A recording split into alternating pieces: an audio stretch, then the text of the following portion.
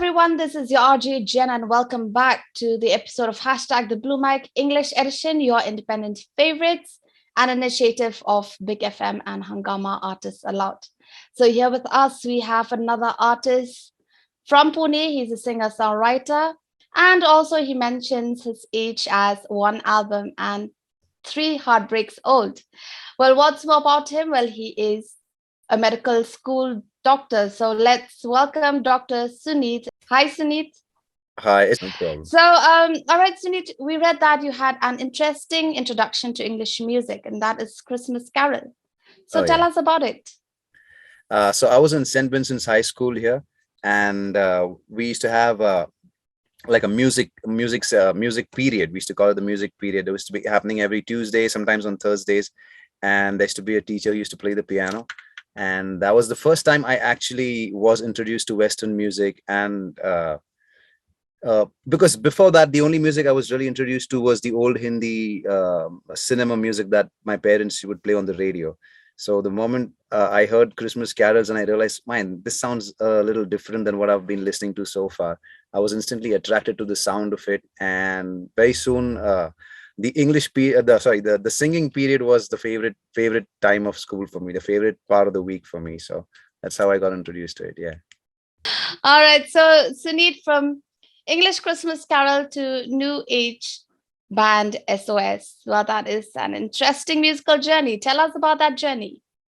Okay, so when I was in like eighth standard, and we actually started getting really rebellious. It was like the whole puberty struck phase.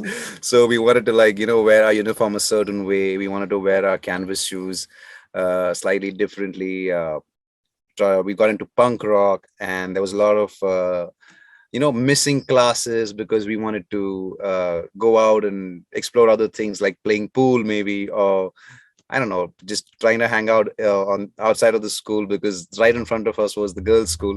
And all of those things started. And one of the most important parts of that rebellion was also getting introduced to rock music. And the kind of rock music that was really doing the charts at the time was Limp Bizkit, Linkin Park, and System of a Down. So I started listening to a lot of that. That's also when one of my chachus from the US got me an electric guitar as a birthday gift. It was an ESP F50. So then I was introduced to the magical sound of the drop D, which completely changed my life, because now I could just use one finger and like do a lot of stuff, which was very cool at the time. And that's how I got introduced to it. And I mean, a couple of other friends and I, we used to hang out on the stadium. We used to jam, and there was a small little room in the school stadium. We used to call it the jam room. So we started jamming over there. The guitar started going down. It became more of a style statement to put your guitar as low as possible and still be able to play it. So yeah, that was that rebellious new age rock phase. And we did a couple of festivals also. We did Campus Rock Idols. There's a couple of other gigs that we did, and we won a couple of competitions, which kind of got me thinking maybe I should become a rock star. Now looking back in retrospect, it was not quite quite a logical dream, but then I don't think dreams have to be logical. So that was the new age phase, and then I got more into the whole pop space after my first heartbreak. That's like textbook singer songwriter stuff. So Well, that's an interesting journey out there, Sunit. So, how about we go into a performance by you? this song is from the new album. The name of the new album is A Textbook of Bad Decisions, and this is probably going to be the opening song. It's called Flickers, and it's about exploring modern romanticism. I think we live in times where the definition of romanticism is changing, and it's different now. It's not the way it used to be. So here we go. This one's called Flickers. I hope you guys like it.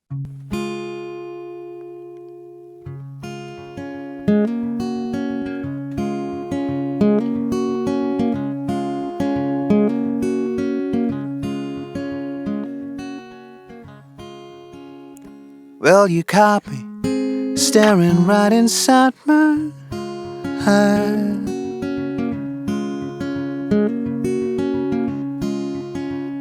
and I caught you staring right into mine. Oh, baby, you hit me like a rainstorm in the desert.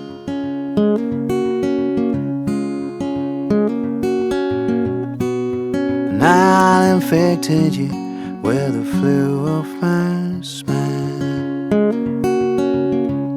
It's a different kind of love.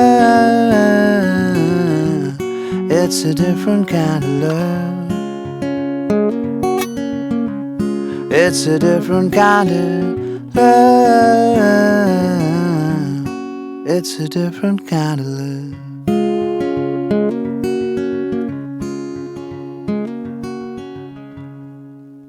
Beautiful song. Like, listening to it, I have that feeling of John Mayer vibe kind of thing. So yeah, it's really beautiful. Thank you for that.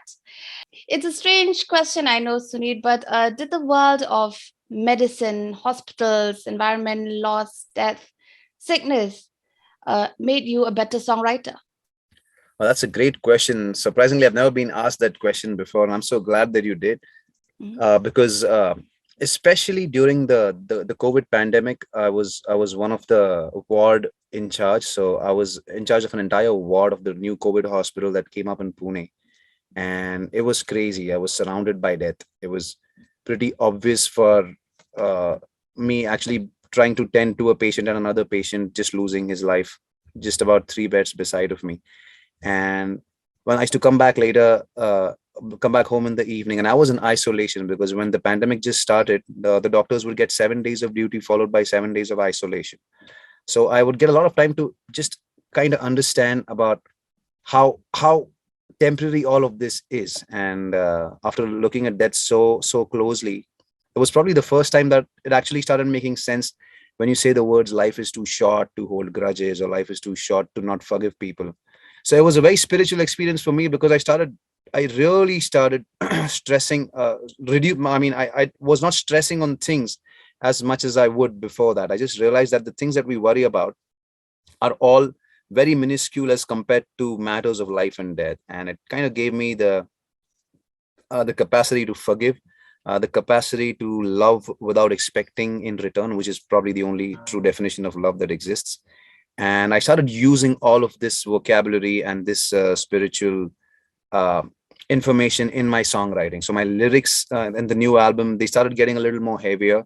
They had a little more meaning. It was not just the average fell in love with a girl, fell out of a love with a girl kind of a songwriter who's just writing songs about how pretty a girl is and how your heart was broken. Not that there's anything wrong with it, but it kind of started giving me a larger and broader understanding of things that we could actually write about. Excited to Heavy, listen to heavy. your new album very Oh, soon, Sunit. thank you. Looking forward to it. Thanks.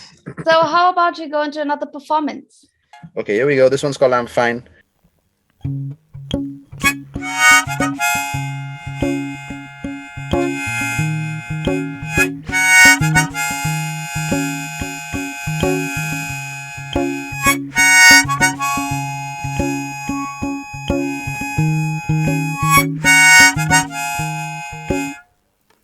So what if I am 3 heartbreaks on and my soul's got holes? It's incredibly cold. I'm fine. So what if my decisions are too bold and I haven't invested in any gold? I'm fine. They say the night is darkest before the dawn. Allow yourself to heal, take time to move on. Yeah, that's fine by me. Just observe your thoughts as they come and they go, but choose not to react to the highs or the lows. Yeah, let's let them be. So here's to us all fighting all our wars. We'll take your hats off and stand tall and sing.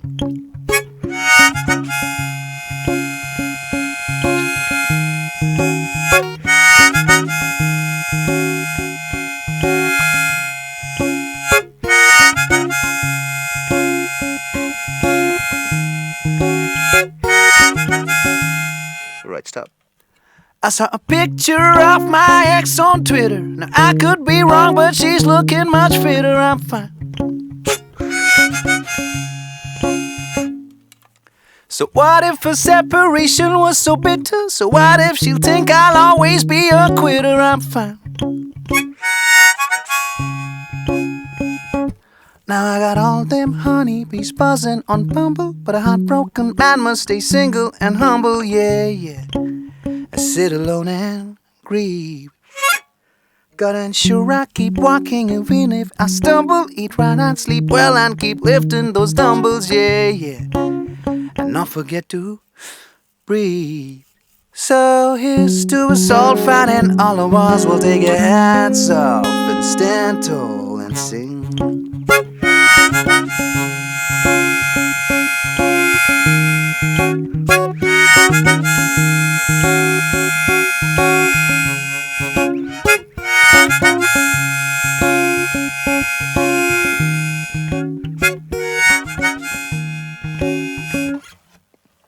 That's beautiful, beautiful, Sunit. Thank you Glad you for like it. that. Thanks. Thank I'm you, glad you thank like you. it. Yeah, I love it. I love it. All right, so Sunit, we've talked about your music as well as your MD. So for now, we're going to go into another section here with us where we have a younger artist where they will get a chance to interact with you who are experienced in the field of music. So here with us, we have Shivangi Kale, and she is also from Pune. And she has trained in opera singing for 3 years before venturing into songwriting. So let's welcome Shivangi. Hi, Shivangi. Hi, Shivangi. Hi. Thanks for having me. Thank you for doing this with us as well, Shivangi.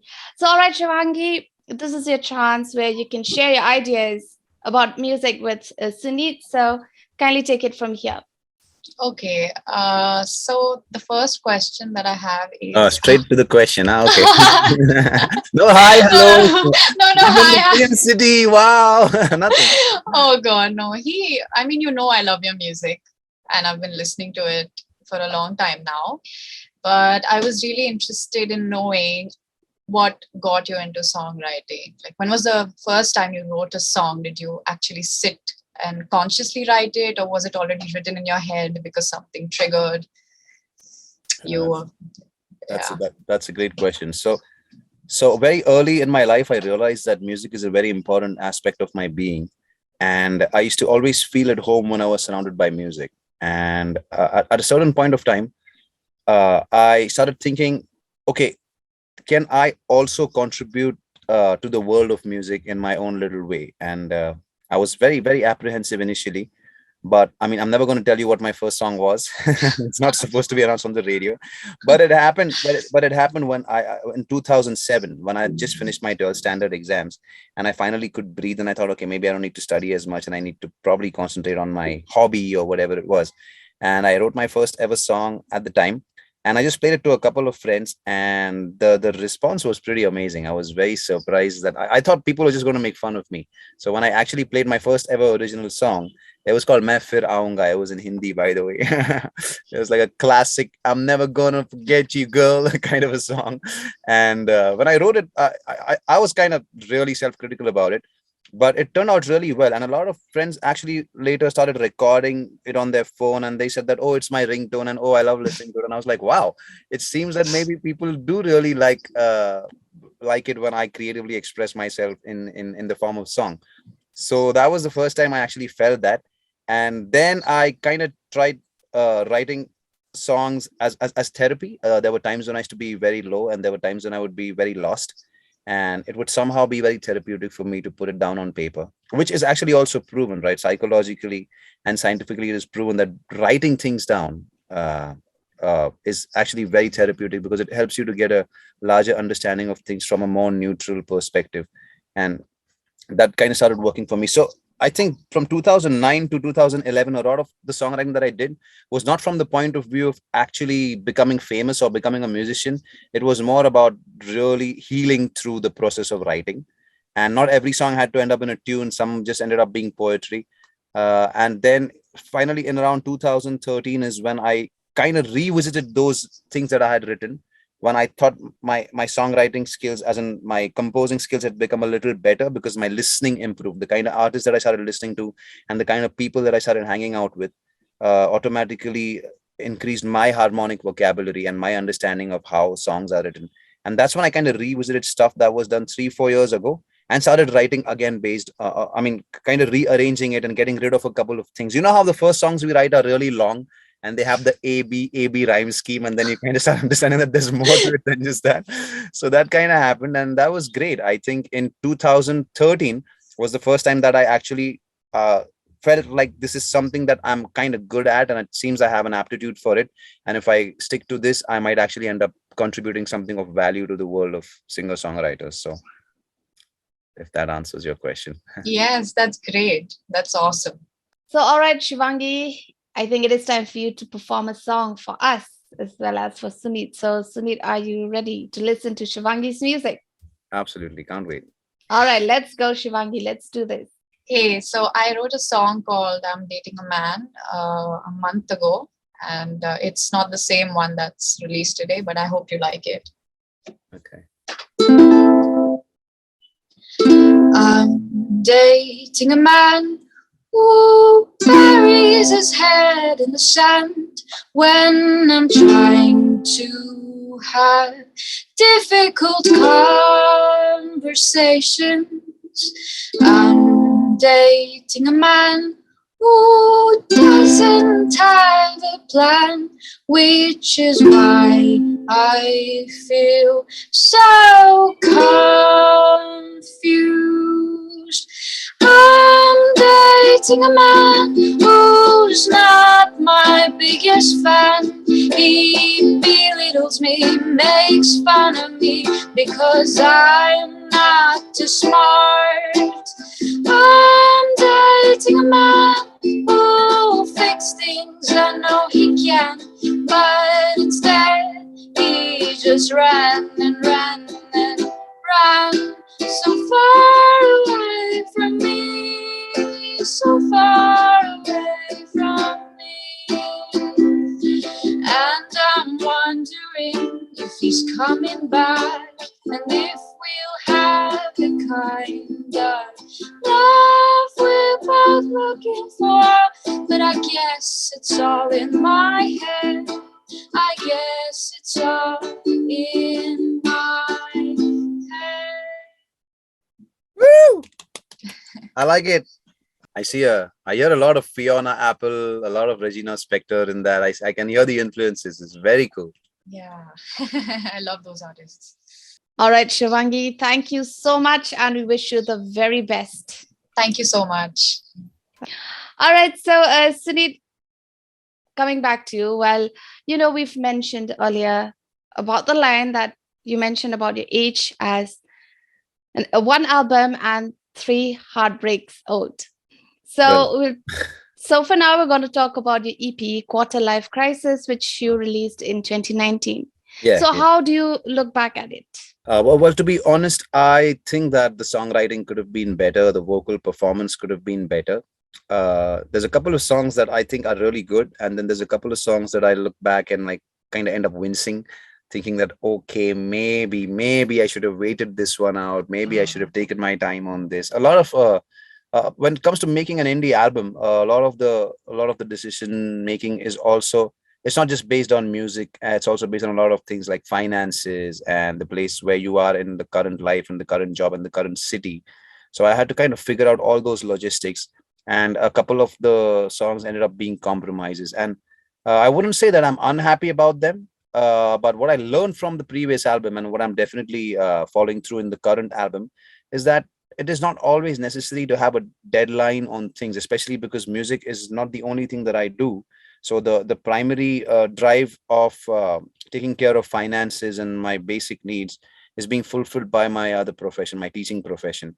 So I get the liberty and the leisure to actually, wait and maybe give it some more time and try to let the song evolve and not release it before it has reached that point. So especially with the new album, a lot of my friends are saying, why are you taking so long? And I said, what exactly am I going to achieve by being in a hurry about it? Because a lot of the songs were written 2 years ago during the midst of the pandemic in 2020. We're at 2022 now, right?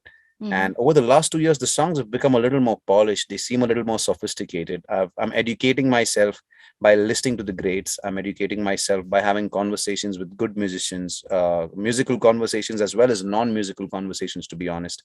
And I'm trying to also I think I'm getting better at just living life as I'm growing older. I think that's one of the hallmark features of growth. So as I'm getting better at understanding how life works, I'm also getting better at understanding how songwriting works, because both of them are essentially a piece. I mean, they both belong to each other. They're both a part of the same process, I think, which is probably, I don't know, my search for the truth or my comfort with not having all the answers. Whatever it is, it's kind of working. So I would say that the most important thing that I learned from the Quarter Life Crisis EP, and I had to do those mistakes to not repeat them again and to understand that they were bad decisions. The most important thing that I learned is not everything has to have a timeline on it. A couple of things need to feel right. And when the time comes, they actually feel right, and it does not seem like a struggle anymore. It flows naturally. So I think about 4 songs from the new album have reached there. I've written a total of 9 songs. The other 5 are still somewhere in between. They don't quite feel like it. They don't seem that they're there yet. So I'm taking my time on it. I think I'll probably release the first 3 songs as a volume 1, a textbook of bad decisions volume 1. That would probably be a smarter way to look at it, because the way the current world consumes music, maybe releasing a full length album is also not going to be the best thing. Maybe release a single, or release like a 3-song EP or a 2-song EP, and try to see what the response is. And that would probably also give me enough of impetus and motivation to get back to the rest of the songs. So that's the thing. Yeah. That's interesting. So we wish you the very best, Thank you Sunit. so much. So before Thanks. you go, how about another song? Yeah, I'm gonna actually play Miss Gravity, which is, as I said, a song that was written in 2017. It's coming out in the first volume of a textbook of bad decisions, and yeah, it's based on true stories. Hope you enjoy it.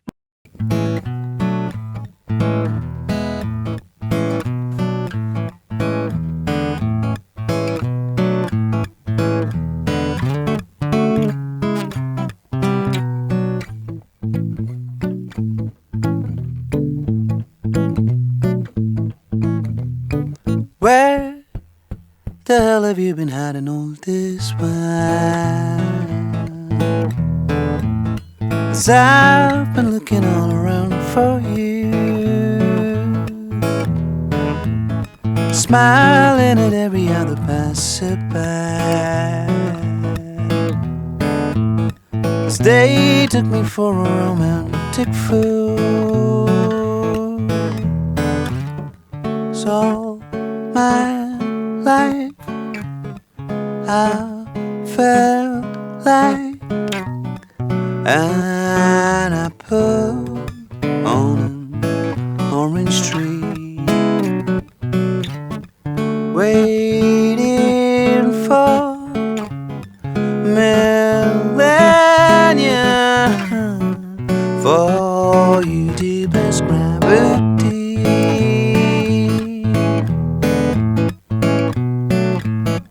Ba ba ba, ba ba ba, ba da ba,